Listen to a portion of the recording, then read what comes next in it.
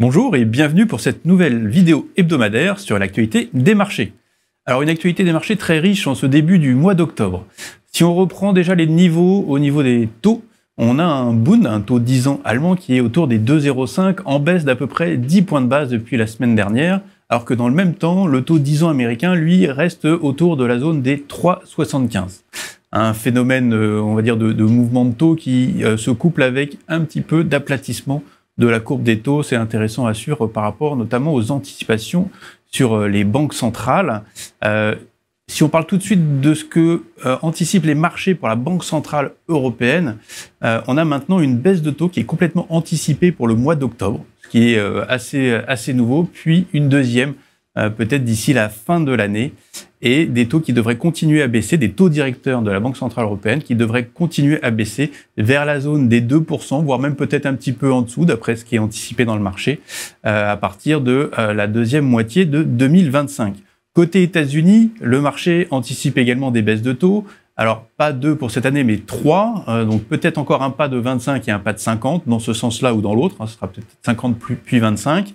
Et ensuite, encore des baisses en 2025 qui devraient être assez marquées, toujours graduelles, mais assez marquées, jusqu'à atteindre un niveau de taux directeur, on va dire un niveau de taux neutre, autour des 3%.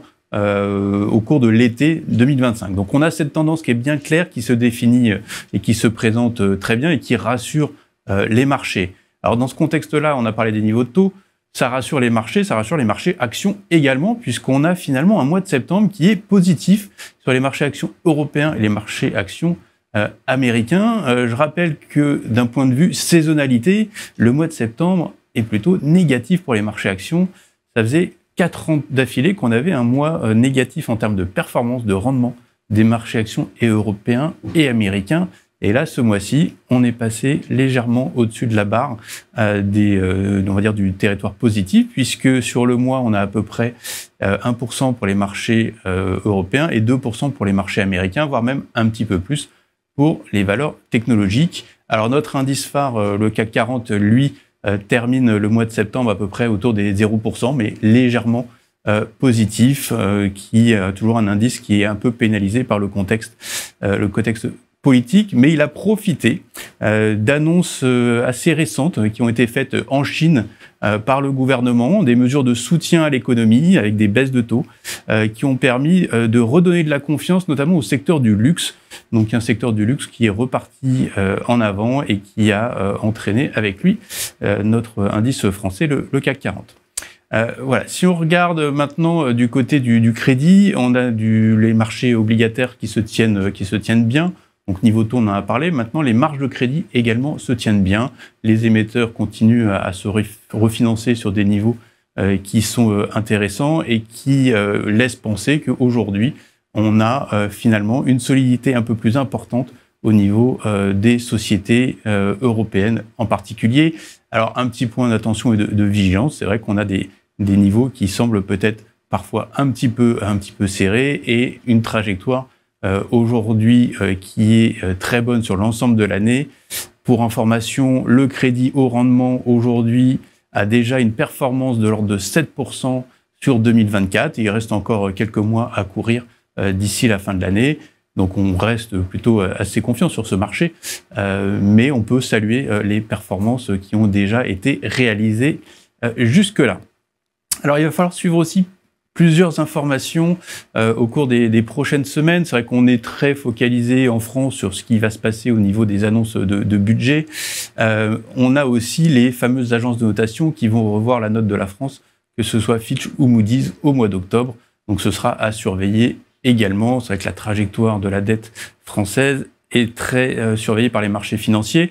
Un point d'attention intéressant qui s'est déroulé au cours des dernières journées, c'est que le spread français, donc la marge entre le taux 10 ans français et le taux 10 ans allemand, a croisé le spread entre le taux 10 ans espagnol et le taux 10 ans allemand, ce qui n'était pas arrivé depuis 2008, donc avant la crise financière de 2008.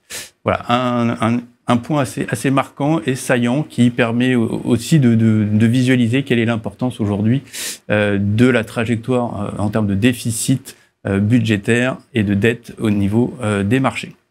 À suivre en fin de semaine, on regardera ce qui se passe sur le front du marché du travail américain, avec les fameux non-farm payroll qui sont attendus autour de 150 000 créations d'emplois. Et on surveillera également les différentes publications ou les différentes informations qui vont nous venir du marché des actions. Un point d'attention important récent, c'est le cas de Stellantis, donc avec une baisse en bourse de l'ordre de 15%. Donc Stellantis qui a fait un profit warning, donc avec des révisions à la baisse de ses marges. Et on voit bien que c'est tout le secteur auto européen qui est un petit peu dans le viseur des marchés, pas simplement Stellantis. Mais donc ce sont des choses à surveiller, des risques un peu plus idiosyncratiques comme on a l'habitude de les qualifier. Voilà, un dernier mot pour vous redonner notre vision globale sur les marchés et sur les différentes classes d'actifs.